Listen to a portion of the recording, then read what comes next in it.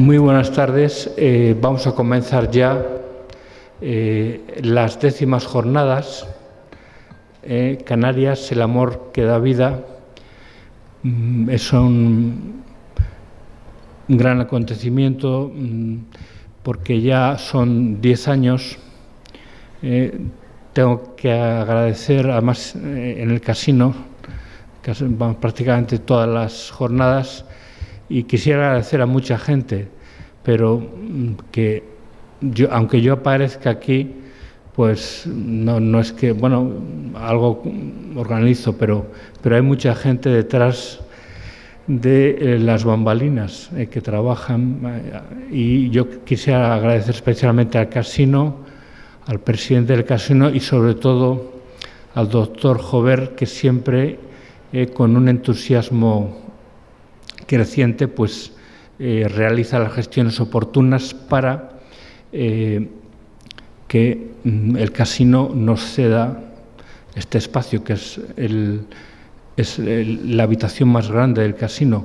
De hecho, detrás hay más sillas todavía, ¿no? Este año hemos pensado en hacerlo desde una óptica viendo el aborto como un problema para evitar, entre comillas, evitar malformaciones. Es el argumento más básico que se ha aducido casi siempre. Y aquí he cometido un error de perspectiva histórica, porque claro, cuando yo estudiaba y el doctor Alayón estudiábamos pues la malformación más frecuente y que solía ser además eliminada, ¿no?, por el aborto, era la espina bífida, que tiene muchas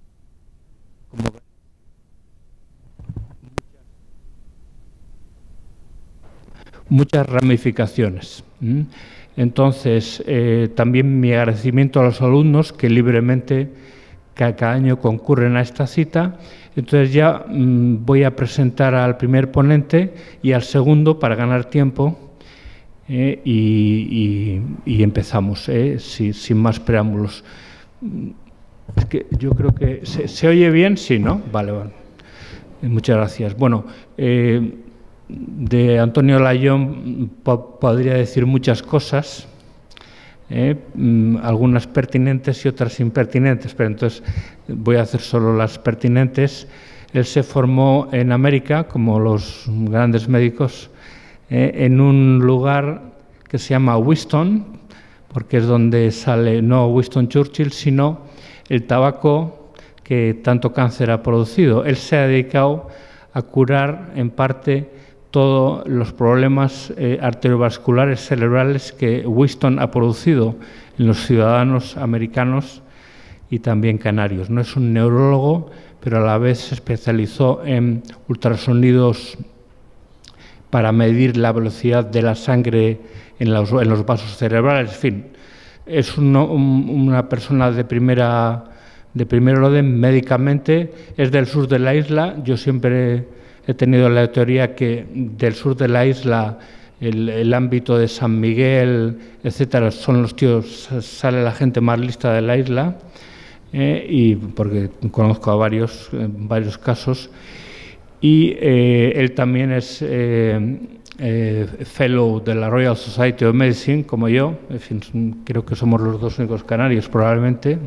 Bueno, creo que es un hombre fantástico y con unas dotes explicativas que van a ver enseguida.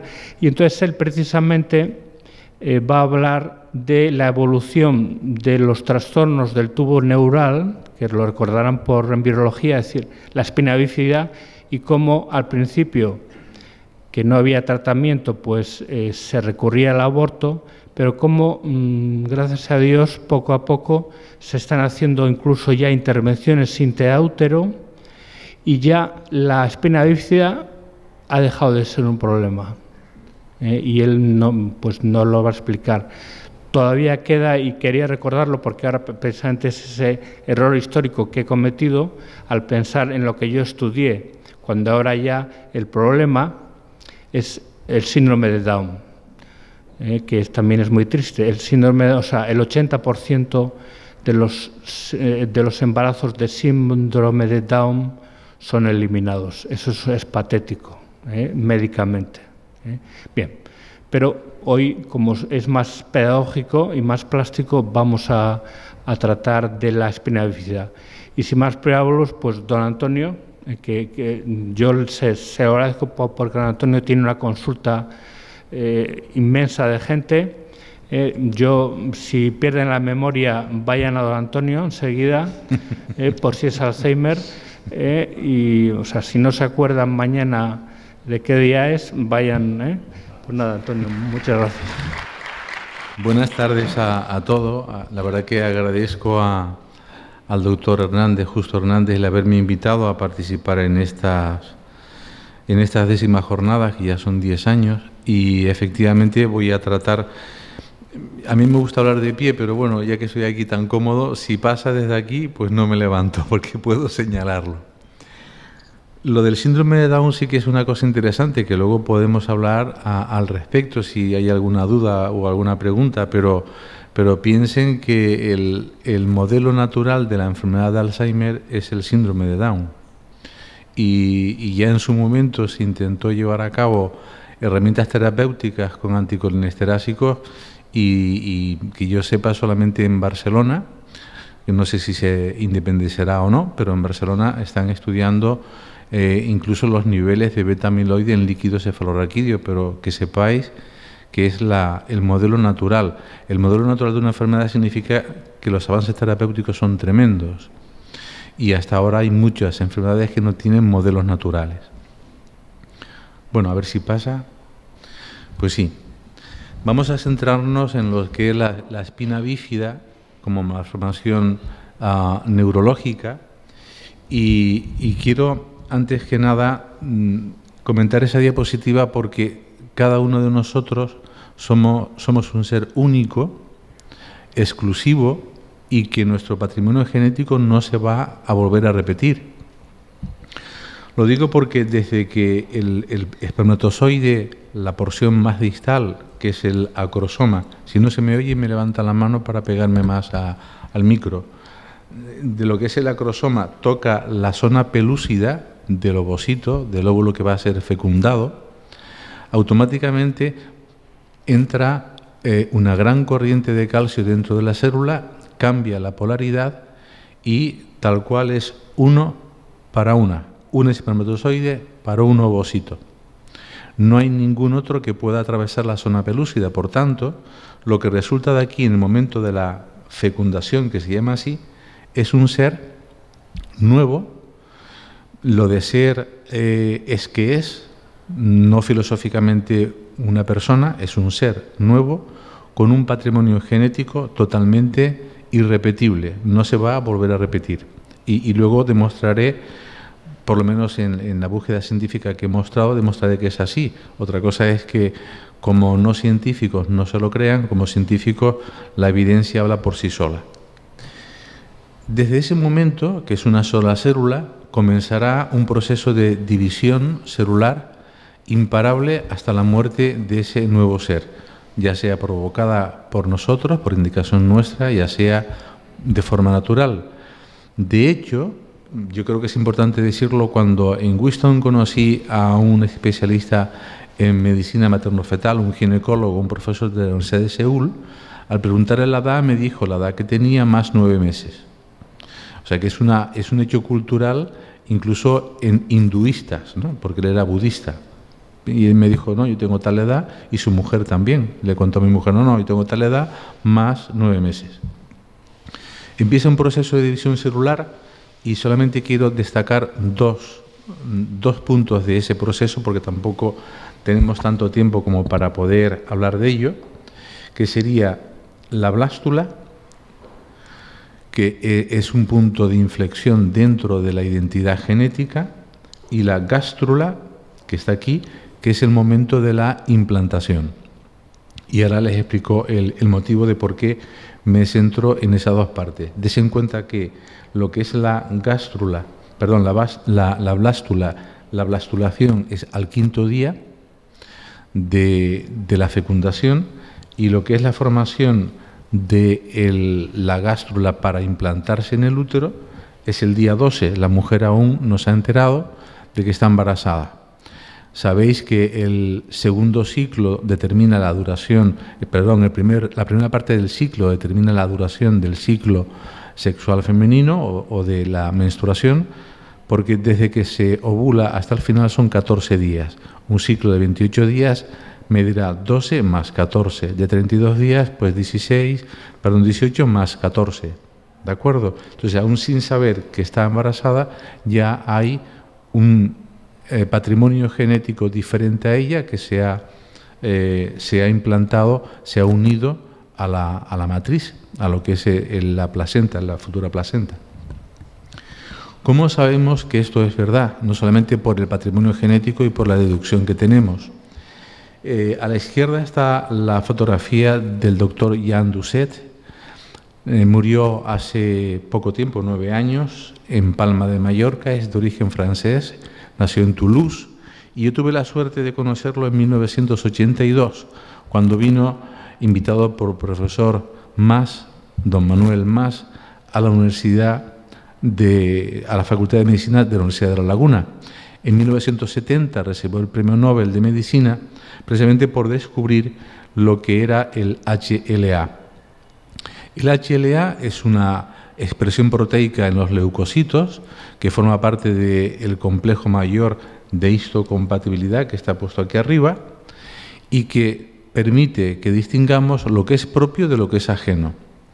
Pues, curiosamente, el progenitor masculino y el femenino tiene cada uno su haplotipo proveniente de la madre y del padre, y si os dais cuenta, ninguno de los hijos se parece a los progenitores desde el punto de vista inmunogenético, es decir, es muy raro que el padre sea donante de sus hijos, la madre donante de sus hijos o al revés.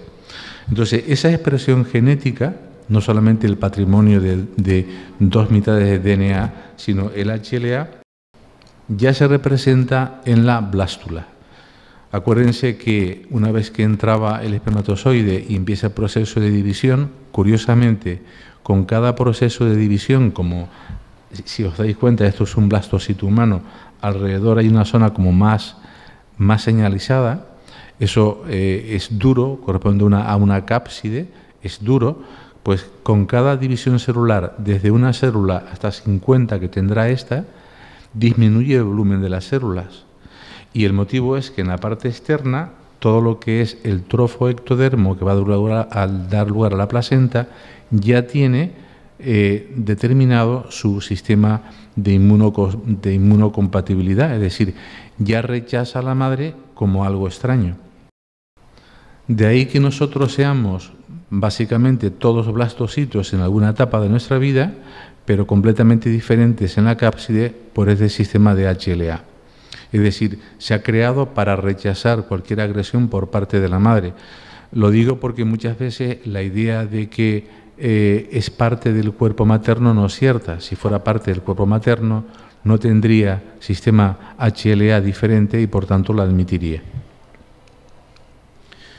En la siguiente etapa, que es muy interesante hasta llegar a la gástrula, que era lo que quería decir, esta sería la fase un poquito más avanzada de la mórula, es el primer embrión murino de un roedor que se ha podido in vitro llevar desde la fase inicial hasta la gástrula y se publicó en la revista Nature en este año, en el 2018, y fue llevado a cabo en la Universidad de Cambridge. Lo que vemos ahí es real, es un grupo de células que empieza a dividirse o a diferenciarse en dos partes dentro de ella. La parte amarilla se va a cavitar y automáticamente quedará un tejido adherido que luego veremos a qué va a dar lugar, y la gástrula, que no se ve aquí, sería el siguiente punto en el que quiero pararme. El primero era por la identidad genética y este segundo por ser el comienzo de la organogénesis. El doctor Lewis Wolper, que es ingeniero de formación, originario de Johannesburgo, en Sudáfrica, dice que el momento más importante del ser humano no es ni siquiera la fecundación, ni el nacimiento, ni el matrimonio. Es precisamente la formación de la gástrula, porque pasa de ser un grupo de células de 50 a 60 células, 64 según algunos textos, bidimensional, a un ser tridimensional. Es decir, en ese momento comienza la organogénesis. Cada uno es como es, tienen la forma que tiene, el tamaño que tiene, la gordura que tiene, porque en esa etapa se forman 3 láminas donde antes había 2, 3 láminas de tejido, que luego veremos la importancia que tiene a la hora de la espina bífida. Por tanto, la blástula, que es el comienzo de la organogénesis, que ocurría en el día 12, es el comienzo del embrión, tal como lo conocemos, y ya se puede ver con un embrioscopio.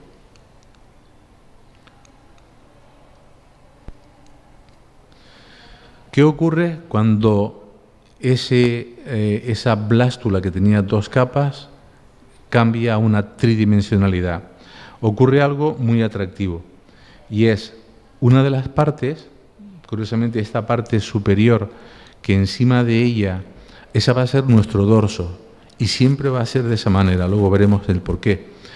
Esa parte dorsal nuestra espalda va a salir de ahí, comenzará a invaginarse, a plegarse sobre sí misma, a formar una especie de hendidura.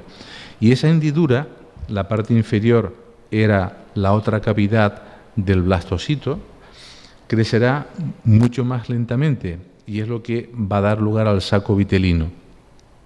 Pues esa invaginación hace que entre ambas células, entre ambos grupos de células, comience a formarse lo que es el mesodermo, que es lo que está aquí pintado de color rojo. Entonces, esa especie de hendidura es lo que se conoce como línea primitiva. La línea primitiva es algo que se puede observar con un embrioscopio y es lo que utilizan los especialistas en reproducción asistida. Cuando hay una fecundación in vitro, hay un ovocito, hay un espermatozoide, llegado a ese momento que se logra ver la línea primitiva, automáticamente lo implantan en el vientre, en el útero materno, porque es el comienzo del embrión.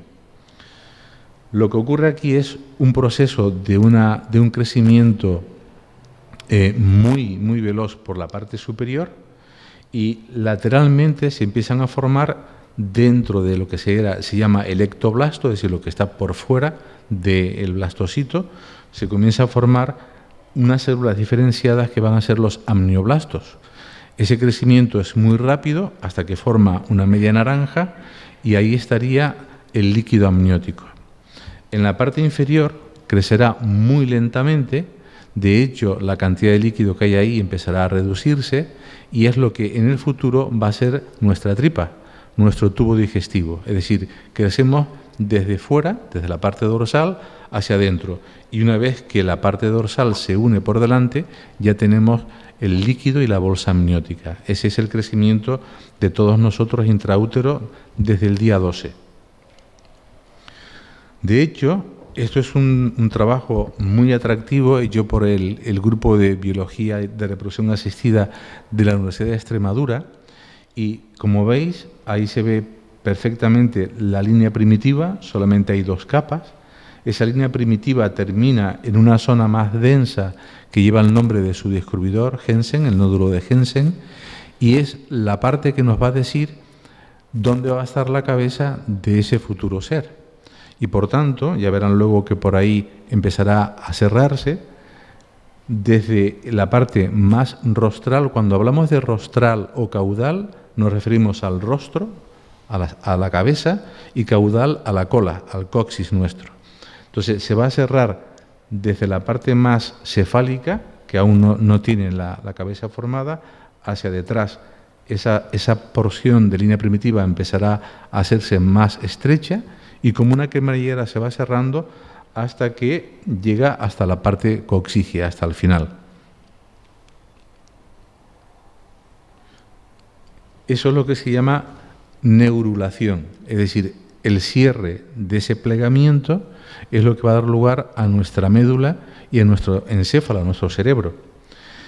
Ocurre algo muy interesante para que la capa intermedia entre lo que es la cavidad amniótica que estará aquí arriba y la tripita nuestra que está debajo, empieza a crecer la capa mesodérmica.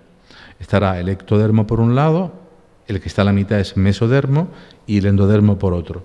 Y no sabemos exactamente cómo ocurre, luego veremos una fotografía atractiva de un embrión real, pero siempre va a ser desde el nódulo de Jensen hacia adelante, en línea media, se va a cerrar hacia detrás, pero las células crecen inicialmente entre las dos capas hacia adelante y luego lateral y medial. Eso permite que todos los órganos que vienen del mesodermo se formen, pulmones, corazón, el aparato digestivo es del endodermo, pero el hígado no, riñones, excepto en un punto que es la placa precordial. La placa precordial se define así porque en ese inicio de embrión está completamente fusionada como un botón de presión para impedir que las células que lleguen ahí sigan hacia adelante. El motivo, justo aquí, va a salir el cerebro, el encéfalo y todos los huesos craneales del futuro ser. Por tanto, no es posible que algo que termina en la columna cervical continúe creciendo. Es decir, lo que sí sabemos seguro es que la línea primitiva es o finaliza en la porción que corresponde a la columna cervical, en la parte más cefálica, y en el sacro, en la parte más caudal. ¿De acuerdo? A partir de ahí se creará una vesícula y de esa vesícula se formará el encéfalo, el cerebelo y los huesos del cráneo. Este es el embrión real de una gallina. Yo no sé cómo lo han conseguido, se publicó en la revista Nature hace escasamente 3 meses y le han puesto células humanas que hacen como soporte, no han hecho un híbrido porque no se puede hacer, han hecho como soporte y ven en 3 colores lo que acabo de mencionar. Si veis el artículo, la secuencia de presentación es primero la línea primitiva que está de color verde o azulado, posteriormente llega todo lo que está rojo que corresponde al mesodermo, lo que está entre las dos capas que comienza a ir hacia afuera y a los lados, y la porción cefálica que se diferencia claramente del resto. O sea que tenemos 3 capas de tejido que van creciendo de forma simultánea, pero no a la misma velocidad. Es decir, la parte central de nuestra médula es muy rápida, mucho más rápida que las otras dos. La parte de mesodermo es más lenta, por eso se cierra más tardíamente, y la parte cefálica es independiente en su crecimiento, en la velocidad de crecimiento respecto a las otras dos. Esto es lo que quería comentarles visto de frente, y es la parte superior, que eran 2 cavidades, va creciendo lateralmente hasta que la envuelve, y la parte central, que es el pliegue que se cierra, es el tubo neural. Si se dan cuenta, en este esquema hay un punto negro en medio, que es la notocorda, y la notocorda permite que el embrión en su crecimiento se combe. Es decir, ¿por qué un feto siempre está en flexo? El motivo es que la notocorda crece tan rápidamente que al llegar a los extremos comenzará a doblar lo que es el cuerpo de ese niño o niña, y por eso siempre va a estar en flexo. La notocorda, cuando cumple su misión de doblar a lo que es el futuro ser, una vez que lo dobla se fragmenta, se empieza a reabsorber, salvo pequeñas zonas de la misma que en la actualidad forman el núcleo pulposo de nuestros discos intervertebrales. Es decir, cuando alguien tenga una hernia discal y tenga una lumbociática, que sepa que un trozo de notocorda ha quedado en su columna metido entre 2 huesos que vienen del origen mesodérmico. Por eso siempre el núcleo central es muy pulposo. O sea que decir que una hernia discal es una enfermedad de la notocorda es correcto y científico. ¿De acuerdo? Y aquí lo veis con un embrioscopio en un embrión real. Cómo está abierta lateralmente el comienzo de lo que son las costillas, que es el mesodermo, y automáticamente se empieza a cerrar como una cremallera desde la porción más superior a la porción más baja. Por tanto, si lo último que se cierra son los extremos, si aquí no se cerrase lo que llamamos el neuroporo anterior, ¿a qué daría lugar? a un defecto de cierre del tubo neural con un encefalocele. Parte del cerebro sale por ahí y aparecería en el cuello. ¿Y qué ocurre si lo último que se cierra es la porción más distal, más pegada al sacro? Que si hay un defecto de cierre de la neurulación de esa zona, aparecerá una espina bífida. Por tanto, el defecto de cierre del tubo neural es lo que nos compete directamente, y el motivo es desde la notocorda que lo va combando hasta la cremallera que lo va cerrando, que era el nódulo de Hensen, ¿de acuerdo? Esto es lo que represento aquí, el neuroporo anterior. Aquí estará la cabeza del futuro niño o niña. Si se cierra tardíamente o queda abierto, automáticamente aparecerá un encefalocele, el resto de la columna vertebral, y aquí debajo, aquí vendrían las piernas del futuro ser, estaría la espina bífida. Yo creo que no hay duda, porque luego veremos, como en toda enfermedad, pues su causa, su tratamiento, su diagnóstico diferencial, y luego las actualizaciones que tenemos hoy en día. Pues muy bien, ahí está el embrión combado debido a la notocorda, 5ª semana o 7ª semana tras la última menstruación, y al lado un embrión ya de 8 semanas, porque es el punto donde la embriogénesis que empezó con el embrión en 3D, con aquella blástula en 3 dimensiones, hasta aquí ha pasado 8 semanas. Ambos están contemplados legalmente o despenalizados en la ley actual del aborto terapéutico. Os lo digo porque la imagen yo creo que siempre ayuda a entender en qué semana. Si está aprobada hasta la 14 semana, que luego lo comentaremos, y se ha ampliado en el 2015 hasta la semana 22, pues que sepáis que con 8 semanas solo, en el segundo mes, está así.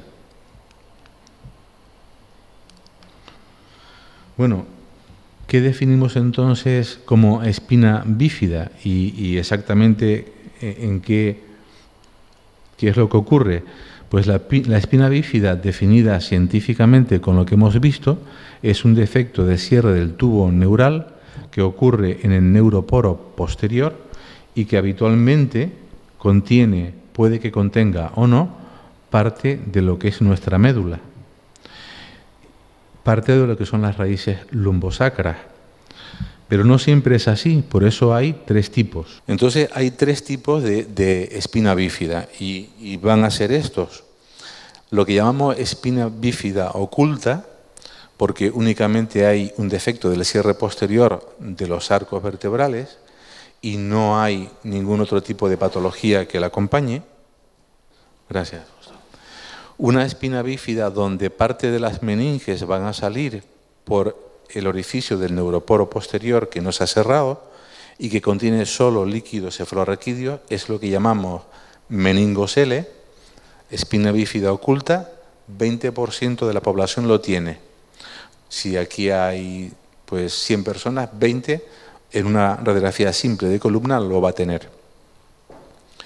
Y luego la tercera en gravedad es el mielomeningocele, es decir, comienza a salir no solamente el líquido cefalorraquídeo, sino parte de las raíces y del plexo nervioso lumbosacro se va a meter ahí.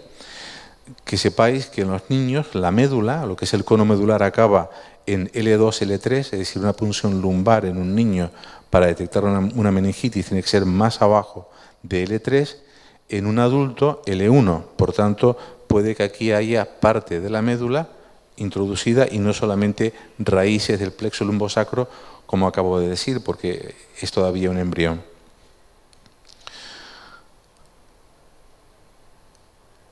Aquí tenemos 3 ejemplos reales.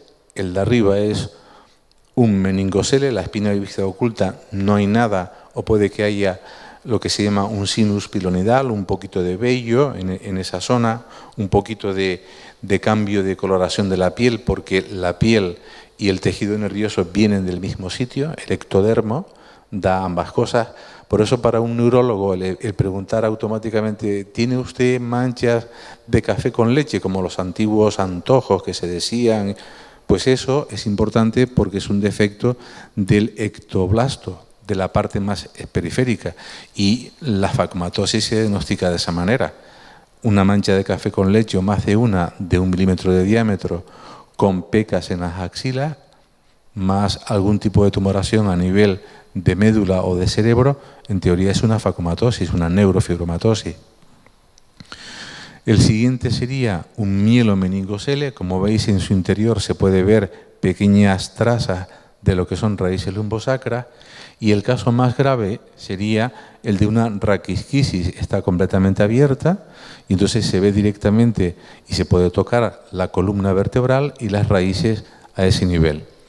Esto es importante porque no sabemos exactamente debido a qué aparece una paraplegia en estos niños.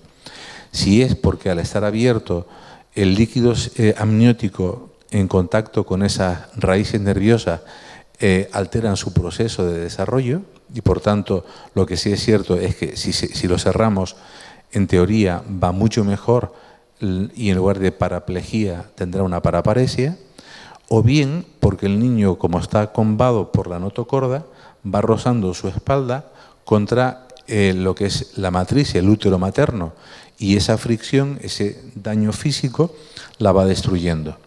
En cualquier caso, de las dos hipótesis, que no hay ninguna que sea una tesis, como para decir es por esto, lo que sí es cierto es que cerrando esa parte, en teoría, si fuera intraútero mejor, el niño va a nacer con menos defectos funcionales, ¿de acuerdo?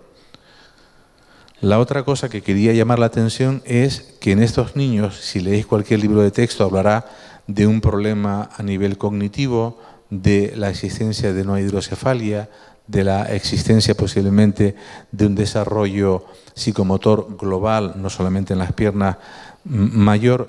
Y es cierto, por este motivo, la médula queda anclada a nivel del saco coxígeo. Esto es un mielomeningocele porque se ve que hay médula en su interior, y como sigue creciendo a gran velocidad todo lo que es el dorso del feto, la parte más superior es traccionada, se queda corta y tira de ella. Entonces, esta parte de aquí, que es el troncoencéfalo, desciende, el cerebelo que está pegado sale por el agujero magno y hay un problema de dinámica del líquido cefalorraquídeo. Eso es lo que conoceréis, si no lo han estudiado, como una malformación de Arnold-Chiari asociada. Es decir, hay una médula muy corta, anclada en lo que es la región sacra y coxígea. Como sigo creciendo hasta llegar a los 9 meses de edad, para luego nacer, en teoría, mi cerebelo está traccionado y el agujero magno mayor. Y eso es importante cara a lo que vamos a ver. Si ya conocemos lo que es y la patogenia o la fisiopatología de la espina bífida, a ver si... ¿A qué se debe que ese tubo neural no se cierre? Hay varias hipótesis. De hecho, yo creo que es multifactorial, en mi opinión es multifactorial, pero lo que sí es cierto es que si existe un defecto de ácido fólico o antecedentes de haber tenido previamente un niño con espina bífida, el riesgo es mayor. ¿Qué hace el ácido fólico que lo vuelve tan importante para el sistema nervioso?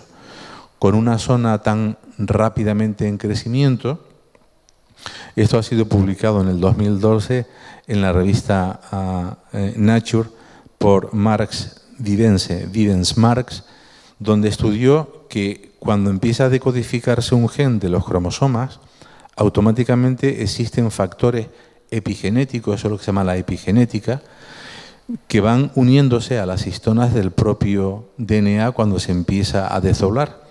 Y lo que hace el grupo de metilo, que es lo que el ácido fólico va a aportar, que es una metilación, es proteger esa lectura para que el código genético, que nuestro amigo Severo Ochoa, nuestro premio Nobel norteamericano, no es español, aunque nació en Luarca, pero fue lo que codificó y le dio el premio Nobel. Para que la lectura sea adecuada tiene que encontrar un triplete, una coma, un punto y coma, otro triplete, si no aparecería ese tipo de alteraciones. En teoría, si yo suplemento de ácido fólico la dieta un mes antes, porque acuérdense que hasta la semana octava se está formando esto y la mujer normalmente no sabe que está embarazada, pues un mes antes habrá que darle ácido fólico. Como no sabemos, lo que se ha hecho en algunos países es, se enriquece la harina de trigo con folato y ha descendido el 67,8% la incidencia de espina bífida, que para que se hagan una idea es de 1 o 2 casos por cada 1000 recién nacidos vivos. Esto es un dato publicado por la OMS en Argentina, simplemente poniendo ácido fólico en la dieta. Como no sabemos cuándo va a quedar embarazada, en Estados Unidos hay 28 millones de mujeres en edad fértil. O sea, imagínense la cantidad de prevención que se puede hacer con folato. ¿Qué síntomas da una espina bífida? Si fuera una espina bífida oculta, en ocasiones lo único que podremos notar en el niño es que se queja de la región lumbar baja o sacra, un poquito de sifoescoliosis, que normalmente se atribuye a el crecimiento en muchas ocasiones, pero por eso tenemos que explorarlo muy bien para detectar si hay un defecto del arco posterior en niveles bajos. Si tiene una espina bífida oculta, eso es lo único que le puede pasar, dolor en esa zona. Es muy raro que adquiera control de esfínteres y que luego se vuelva a hacer pipí, pero bueno, hay que tenerlo en cuenta y tenerlo presente. ¿Qué ocurre si hay una espina bífida oculta con un mielomeningocele muy posterior que no llega a verse sino parcialmente por algún cambio de coloración en la piel? El crecimiento del cráneo por la hidrocefalia. En ocasiones es muy lenta, diagnosticamos al niño de una atresia del cuarto ventrículo y lo que tiene es una médula anclada abajo en sacro, seguirá creciendo, descenderá más el cerebelo, crecerá el diámetro encefálico. No vamos a hacer como padres todo esto, ¿no? Pero sí que si el niño comienza a cambiar de carácter, a estar más llorón, a dejar de comer o no querer comer, habrá que plantearse que el pediatra haga una medición del diámetro cefálico para ver si va creciendo, porque son los primeros síntomas de una hidrocefalia incipiente. La otra, como se ve aquí Mario, a Super Mario, pues puede ser que solamente afecte la parte más distal de lo que son las raíces sacras, S1, S2 y S3, por tanto no se puede poner de puntilla ni de talón, tendrá que usar bastones porque tendrá un equinovaro, entonces caminará con muletas como está aquí este campeón. Y en el peor de los casos que afecte raíces lumbares altas, en silla de ruedas. Yo le comentaba justo, ¿sabes cómo va a quedar un niño en el peor de los casos de una espina bífida abierta con una raquisquisis? Como un parapléjico con accidente de moto. Para que os hagáis una idea mental. Como un accidentado de coche.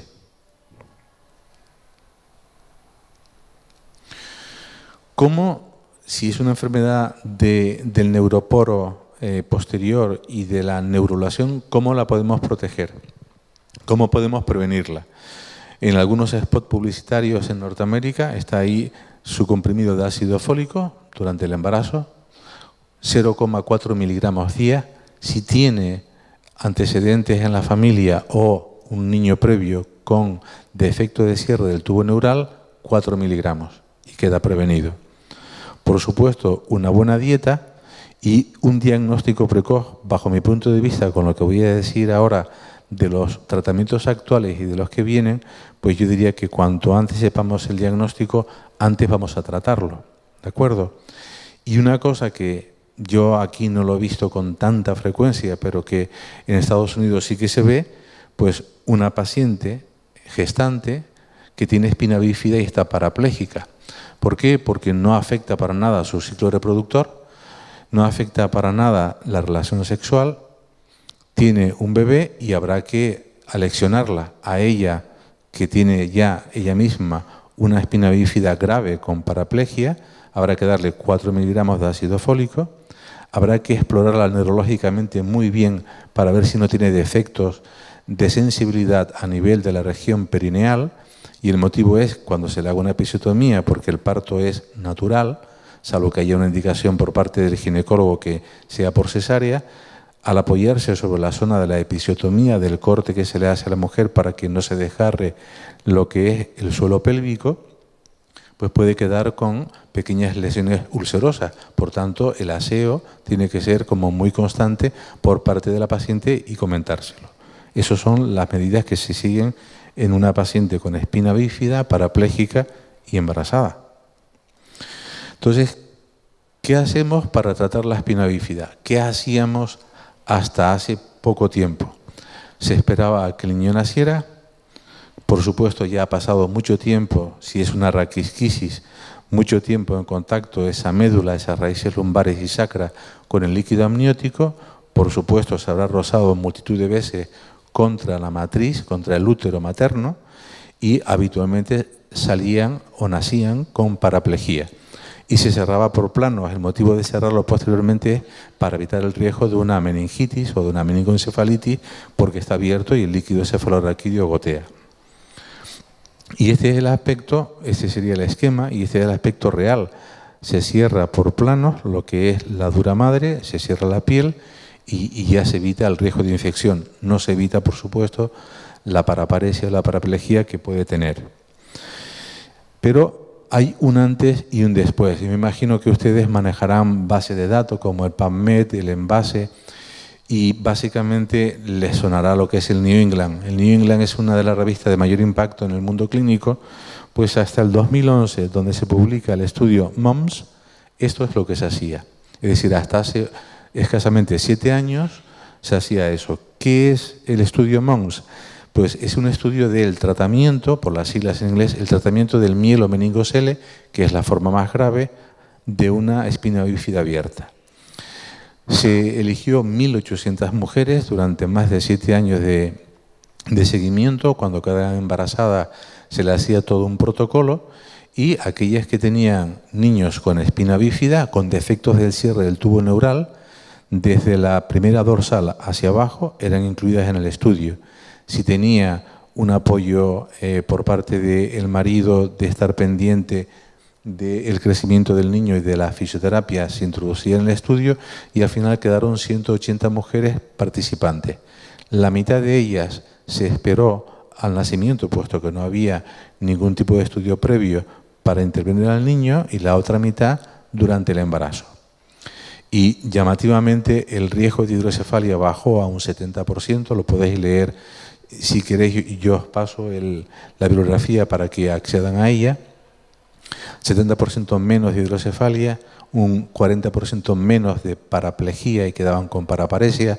Por tanto, el antes y el después de este estudio ha marcado un hito, porque en los 7 años hasta ahora ha sido tremendo la investigación que se ha llevado a cabo, como ahora veremos. Ese es el esquema original que aparece en el New England. Se ve muy mal por más que quise cambiar el color, pero bueno, ahí veis lo que es una cirugía fetal intraútero. Esta parte de aquí, de fuera, sería el útero materno. Se hace una incisión igual que una cesárea. Se hace una separación del útero materno y se le pone, claro, sus gasas para que quede bien humedecido. Este pequeño tubito es de suero salino a 37 grados para que esté continuamente el líquido amniótico a esa temperatura. Aquí se ve los mamelones del glúteo del niño y el cierre de lo que es la espina, la raquisquisis, la espina bífida abierta. Una vez cerrado, se cierra la matriz y automáticamente pasa 48 horas en el hospital. Riesgo de esta intervención, las de toda intervención quirúrgica, la infección. Riesgo en más allá de una semana, que la mujer se ponga de parto, porque claro, hay que darle relajantes musculares durante ese periodo de tiempo para que no empiece la contracción uterina. Entonces, en el peor de los casos, que se ponga de parto, tendrá que quedarse el resto del tiempo en el hospital. Por ese motivo, en todas ellas, se decidió hacerlo antes del 6º mes, por si se ponían de parto, que el niño fuera viable. Sabéis que es viable a partir de la semana de la semana 24 y con medio kilo. Que si se ponía de parto y iba a incubadora, no había ningún tipo de problema de quedarse en el hospital. La incidencia no fue mucho mayor que en el grupo en el grupo control que se operó después. Claro, una vez que surge esto y ya no hay una opción, y si la hay no la deciden, de qué hacer con un niño con espina bífida y cirugía fetal, surge la pregunta de todo investigador. ¿No se puede acceder a ese niño antes y además hacer un cierre mucho más precoz, incluso antes de que la médula empiece a ascender y se ponga en L1? Pues sí. De hecho, surgió este proyecto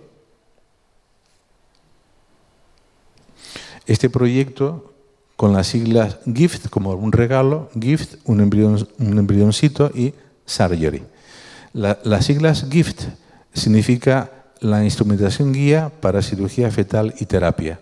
Y ha sido un boom. Tiene la sede en Londres, ha dedicado millones de libras a diseñar todo tipo de aparatos. Intenté bajarme uno de la web, pero podéis buscarlo. El robot se llama Da Vinci y veréis cómo es capaz de pelar una naranja. Yo creo que algunos en WhatsApp se lo envié. De pelar una uva dentro de una botella y además suturarla. Entonces, ese tipo de técnicas tan novedosas o de tecnología tan novedosa, pues ha permitido hacer verdaderas proezas desde el punto de vista médico. Esto sería una videocámara muy fina, de hecho entrará únicamente por laparoscopia, y este sería uno de los brazos o del robot Da Vinci, que es igual, o manejados por el propio cirujano materno-fetal. La técnica en sí mismo, científicamente hablando, sería detectar con ultrasonido lo que es el dorso del niño, detectar a su vez dónde se encuentra el defecto de cierre del tubo neural, y con dos orificios de la laparoscopia, por uno se introduce la cámara, por otro se introduce el aparato de cirugía y se sutura. De hecho, esto fue llevado a cabo en el programa de espina bífida del doctor Cole, Thomas Cole, que lleva toda la coordinación a nivel de Europa y realmente ha dado un éxito tremendo. He puesto algunas imágenes de lo que con la videocámara se puede ver, y fíjense que se puede ver hasta de 8 semanas, que era el comienzo, el final de un embrión tardíamente o el comienzo de un feto precozmente. La octava, la 9ª semana ya se considera periodo fetal. Fíjense con qué claridad se ve, o incluso la mano, o incluso la cara, ahí parece que está succionando su propio dedo, o incluso la circulación colateral en el codo, en uno de los brazos. Y esta es la técnica que lleva a cabo Thomas Cole en Alemania, en una de las clínicas. Son 3 orificios, uno es para directamente entrar con la videocámara, tiene 2 pacientes, la madre y el bebé que está dentro. Por uno entrará la videocámara y los otros 2 le servirán como una cirugía laparoscópica y nada más, sin necesidad de abrir el útero, de tocar ningún tipo de fibra muscular. Y ahí veis la imagen que tiene, la zona de la espina bífida y cómo la cubre y la sutura. Claro, visto que esto funcionaba y que funcionaba muy bien, pues el reto se sigue aumentando.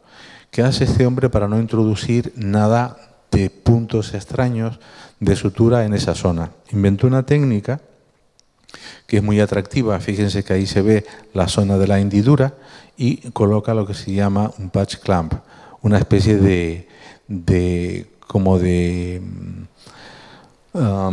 parche que es completamente inerte, se coloca sobre la zona y lo único que hace es darle unos puntos alrededor sin necesidad de estar manipulando para nada la médula ni las raíces lumbosacras.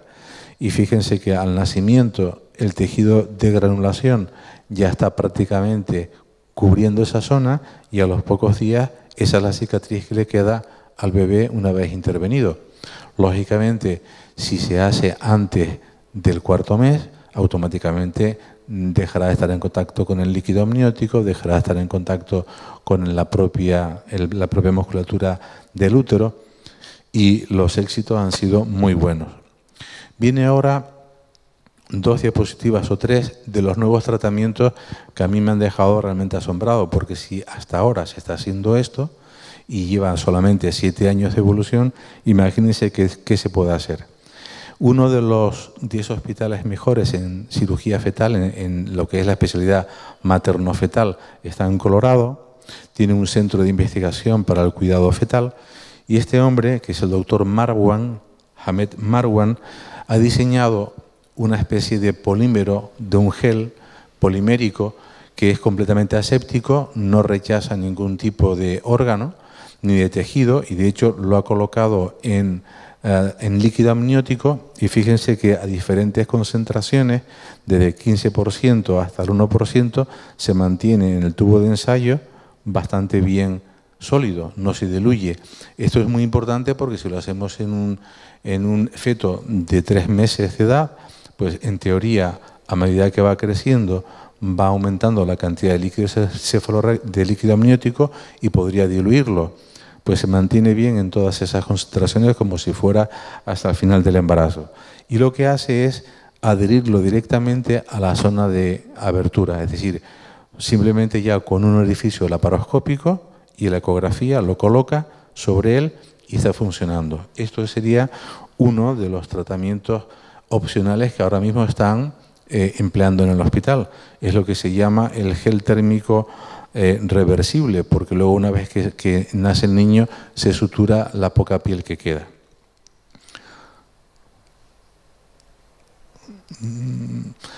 Otra de los impactos que me llevé cuando hice la búsqueda bibliográfica en el PubMed fue precisamente en el Centro de Medicina Veterinaria que se llama así UC Davis, de la Universidad de California. Es un centro de medicina veterinaria que trabaja conjuntamente con la Facultad de Medicina que lleva el mismo nombre.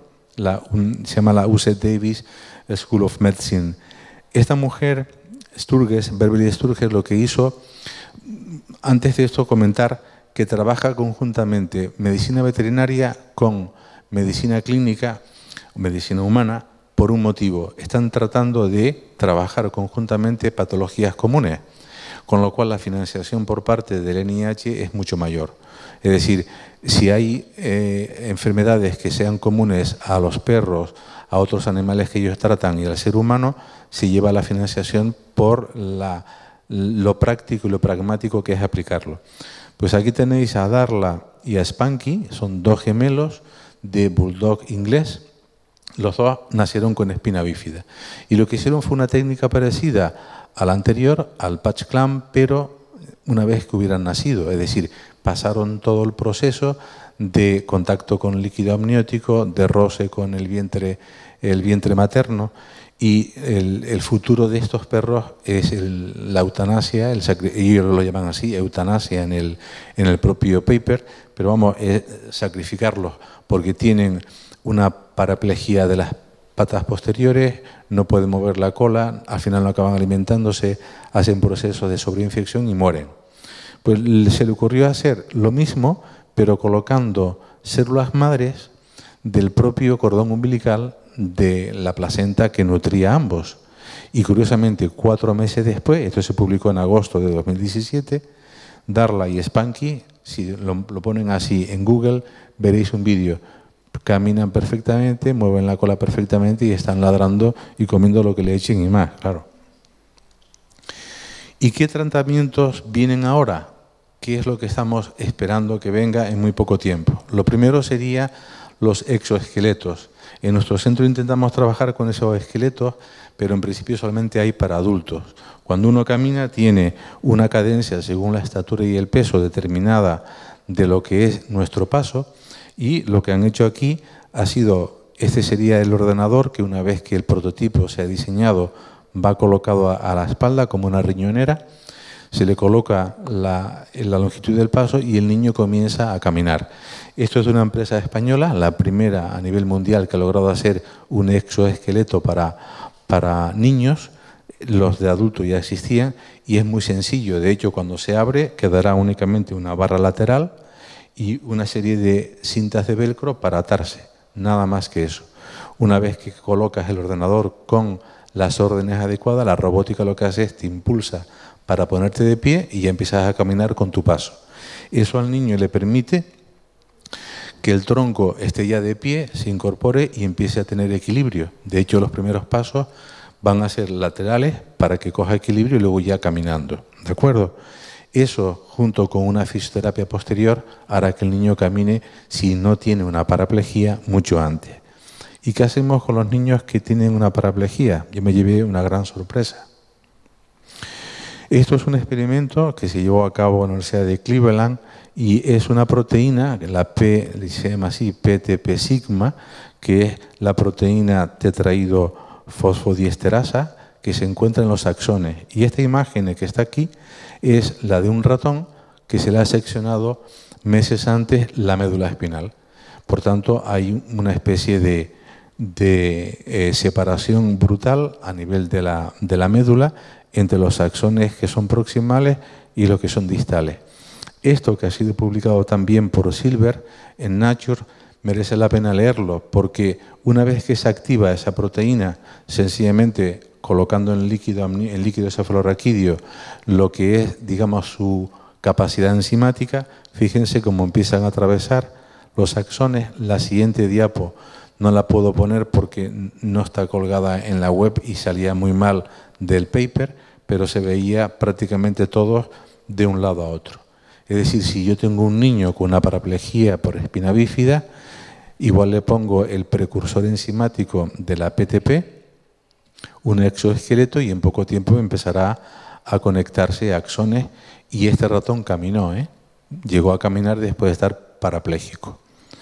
Y ya por último, esta imagen tan bonita del Centro de Investigación Nanotecnológica del MIT, del MIT, que es lo que llaman, es como si fuera una especie de material hecho de nanómetros, de nanotecnología pura y dura, que se puede encoger y se puede estirar, como si fuera un chicle. Y básicamente introducido en espina dorsal seccionada, pues a la hora de flexionarse o de encogerse, sigue la misma tónica y puede enviar impulso nervioso. Eso serían las dos últimas terapéuticas que están diseñadas para parapléjicos en general y para niños con espina bífida en particular. Por tanto, yo creo que ya acabando la charla, a la pregunta, ¿es el aborto terapéutico realmente para niños con espina bífida? Después de lo que he mostrado, yo creo que ningún científico es capaz de afirmar que el aborto, que es el impedimento de que nazca, es terapéutico. Yo en todo caso lo que diría, según la ley orgánica del 2010, que en el 2015 ha prolongado, porque esta cifra, 14 semanas, es aleatoria. Lógicamente no se dejen llevar por políticos, déjense llevar por la ciencia, es aleatoria. Se ha ampliado a las 22 semanas, yo diría que realmente lo que hay ahí es un aborto eugenésico, es decir, un aborto dirigido a mejorar la raza, pero que yo sepa, y si lo buscáis en el PubMed o en el Clinical Key o en cualquier base de datos seria y ponen aborto terapéutico, 0 resultados. O sea, para un científico es 0 resultados. Otra cosa es que políticamente hablando interesa pues decir que sí, pero es terapéutico en todo caso para la sociedad, porque me quito de en medio una persona que algún día me podrá dar la lata. Les pongo un ejemplo de espina bífida severa y que han sido genios. ¿Conocen a Frida Kahlo? ¿Han visto algún cuadro de Frida Kahlo? Pues una espina bífida como la copa de un pino. El campeón de carreras en el Paralímpico de México, otro, una espina bífida y parapléjico. Una de las neurocirujanos, si os metéis en internet y buscáis la Fundación Wisman, están todos los famosos con espina bífida que no han sido abortados. Y yo creo que ellos no estarán de acuerdo con eso.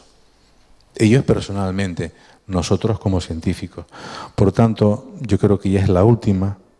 Recordarles que en la medicina materno-fetal hay 2 pacientes siempre, una sola enfermedad, 2 pacientes, la madre y el bebé. Y seguro que si lo dejáis que crezca, os lo va a agradecer.